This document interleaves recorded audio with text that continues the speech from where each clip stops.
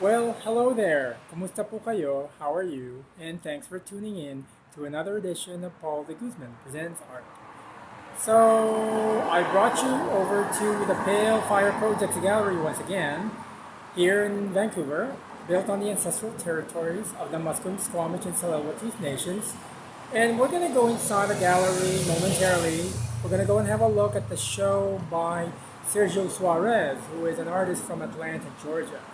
So he's born in Mexico City, and then he relocated to Atlanta, and then we're gonna go and see his show, primarily of woodcuts and ceramics. Now the woodcuts are a little bit unconventional because they're actually printed on muslin, and so because of his Mesoamerican Mexican connections, the woodcuts are actually very interesting. I really quite enjoyed it, so I hope you will enjoy it too. And we're just going to go in and have a look. All right, here we go. So let's just go in the Pale Fire Projects.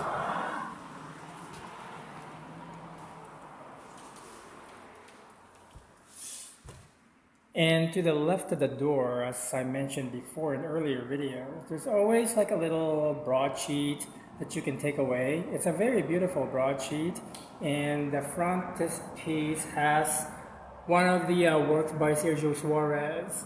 And what we'll do now is we're gonna go and pan the show.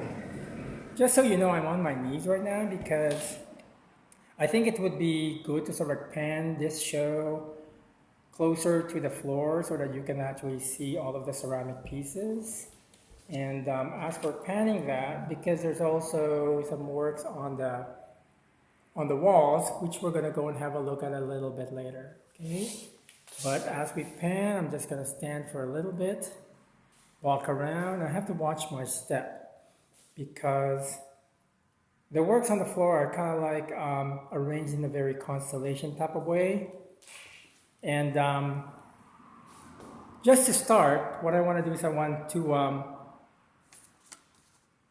read something from the broadsheet so that we have a really good sort of basis to do the discussion. Okay? So the show's title is Aphelion, and I'm just gonna go and focus on this for a little bit as I read through.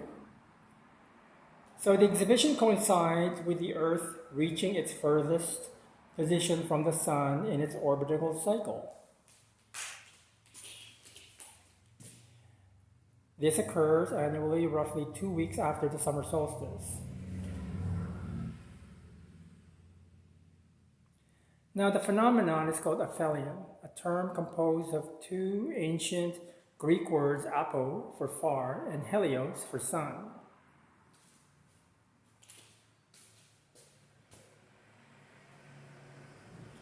Now in Greek cosmology, Helios is the god of the sun and vision, and he is an omniscient witness who oversees oaths, magic, and spells.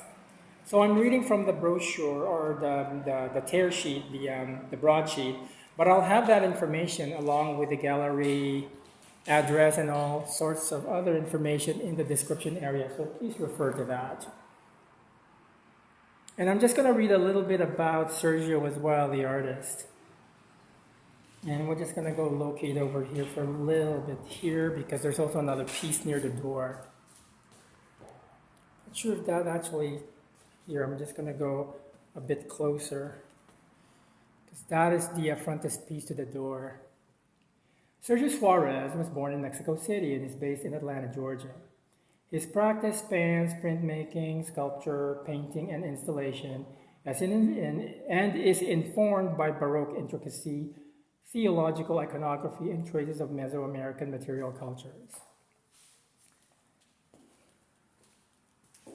So I want to sort of like take this one at a time. I think I want to sort of concentrate on the ceramic works first before we go to the paintings. And it's interesting to sort of see that that his work is informed by Baroque intimacy as well as Mesoamerican material cultures. Because when I was looking at the list of materials for these ceramic works here. Let me just go over here. Focus on that.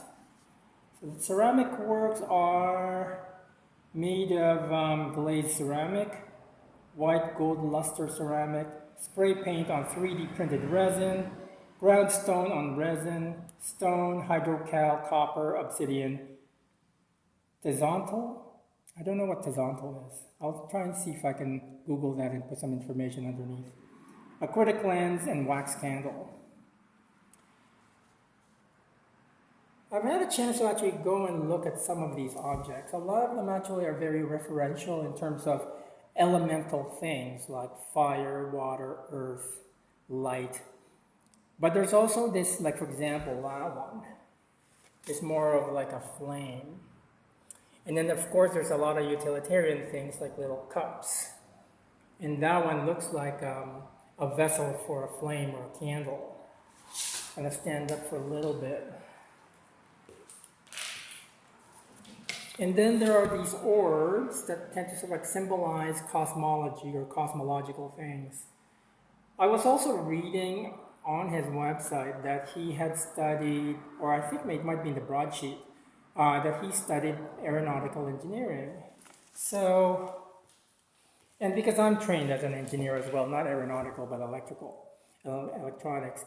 And the training that you go through when you're studying for engineering has a lot of like very tactile drawing training, using, let's say, a T-square or rulers and stuff.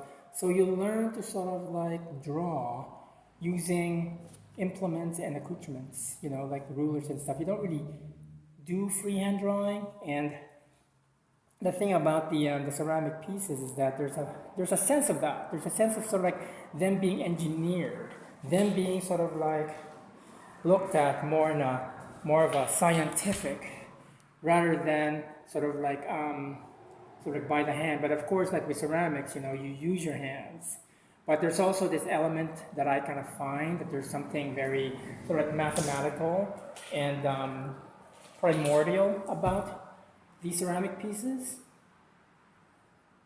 When I visited his website, I noticed that his website is actually divided into basically the media that he actually indulges in. Right now there's like ceramics, which is not his main medium, according to the director of the gallery. Because when I spoke with her, she said that Sergio's practice is primarily printmaking. But he also likes to expand on other aspects of interest, like for example, ceramics. I'm not really sure how long he's been doing ceramics, but when you're looking at these, I can't help but sort of like ascribe a certain sort of like Mesoamerican sort of sensibility to them. There's also this sense of, primordial time when I'm looking at this installation, because it's scattered on the floor, but you notice that there's like straight lines everywhere. Like there's a straight line over there, for example. And that's really more of a result of perhaps engineering training. I read somewhere that said that God never created in straight lines, and that straight lines are really more the purview of humanity rather than godlike structures. I'm not sure if I believe that, but I think we tend to sort of like, as human beings, we tend to sort of like look at the world in our eyes, and we tend to ascribe certain sort of like patterns. We need to sort of like make sense of the world. And one way to do that is through mathematics. And when we observe something and we create, let's say, horoscopes or sort of like, what do you call those things in the sky? Patterns. It's really more for us to understand them according to our mythologies than anything else. So what we're going to do now is we're going to go and have a look more closely at the woodcuts. And these are actually, for like the woodcut medium, these are actually quite large woodcuts. And they're woodcuts on muslin.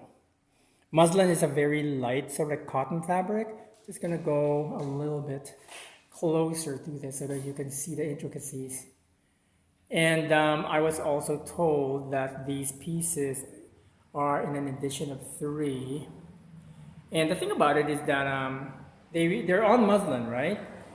And there's a certain rigidity because, like, I think these were actually mounted on wood panels, so there's a certain rigidity to the works themselves. He doesn't call them paintings; these are actually prints.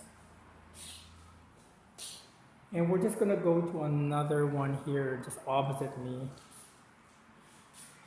which when I first saw the work, and let me just go over here for a little bit there. When I first saw this work, I was kind of looking at it and thinking there's a certain sort of like lineage with Renaissance type prints. Like during the Renaissance, which is around 1470 to 1550 or something like that, there's a huge sort of like interest in printmaking because of its reproducibility, especially when the Gutenberg press was just invented a few years before. I think it was in 1430 or 1440 or something like that when Gutenberg invented the press. So there was this sense of wanting to produce work that is actually accessible to the general public, something that is reproducible. And woodcuts and wood engravings just happen to be one of them. And when I look at this work, for example, that we're looking at right now, in terms of how the figures were actually sort of like rendered, it kind of reminds me of a Renaissance printmaker by the name of Mark Antonio Raimondi.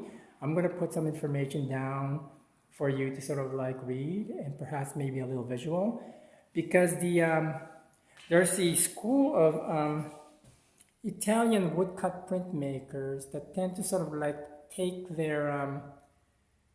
a stylized figure, and it looks very much like a Roman statue, a Roman sort of like marble statue. And so there's a certain sort of like I guess sort of like I don't know, they look like they're made of stone when I look at these things, you know. And also when things are rendered here, for example, the way that it was stylized, there's something very rigid about it. And there is this sort of like brutalist school as well of architecture, and I'm just wondering whether there's a brutalist sort of like school of figuration that can be attributed to it. Now, brutalism is an architectural style that came about in around the 1950s. So, but I would much rather sort of like go into, let's say, the Renaissance print and sort of like the Italian school of Renaissance printmaking to just go and ascribe that. And you'll notice there's also a lot of like sort of like cosmology in the entire composition of all of these works. Let's just go to the other one over there. I'm just going to try and focus on this one. Yeah, there's a lot of like a cosmology, or like a sense of the heavens, a sense of sort of like looking at the stars and trying to sort of like create constellations from them. That was the word I was looking for, constellation. And we have to remember that, you know, as an artist from Mexico, and sort of like looking at, let's say, the Mayan civilization, which pretty much stemmed from southern Mexico down to Belize and Honduras and all those Central American countries, there is that tradition of timekeeping, of cosmology, and expertise in that. You know, we have to remember that the Mayans had invented one of the most accurate calendars in the world. Before we went digital, we weren't able to sort of see how accurate the Mayan calendar was until we actually were able to compare. And it's like within like 2 decimal places accurate. So you kind of look at the civilization that was able to sort of create like a mechanism for measuring time, a mechanism for, let's say, measuring how many days it takes for the Earth to revolve around the sun, or for the Earth to actually revolve on its axis. So the artist is actually fairly young. He was actually here for the opening, but unfortunately, I wasn't able to actually go and speak with him because he was here only for a few days.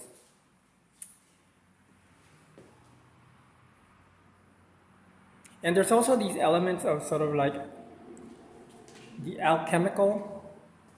I know there's like these boxes that are there in the middle. There's some hint of like fire and grass, explosions, a hint of maybe sort of like trying to discern the constellations with all these curved lines everywhere. I find the work really, really interesting because my mind kind of knows how to make sense of it, because when I first started looking at art, I was actually very interested in Japanese woodblock print traditions of the 19th century. So that was my introduction to art. And so from that moment, I collected woodblock prints and specialized in the woodcut as well as the print genre. And so encountering this show of woodcuts that were actually printed on muslin makes me kind of like think that the future of printmaking, that there is one, because these days, print media is actually disappearing like crazy. How many printed magazines have we seen on the newsstands? Are there still any newsstands left, right? And these are all print media, right? And I also did like this study one time with the Malaspina Printmakers Gallery here in Vancouver about the future of the print. And when I look at this work by Sergio, I can see that this is the future of the print. These prints, well, they're not prints. Okay, these artworks are actually in an edition of 3, and the artist does also have a website if you're curious about it. And I think what I'll do is I'll leave it at that for now. I'm gonna go and focus on some of these pieces down on the floor, making sure that I don't trip or anything like that. And if you lasted this long, I hope you enjoyed the video. If you did, you can click the like button. You can also share this on your social media channels. And also, please consider subscribing to the channel. It's all free for you to enjoy.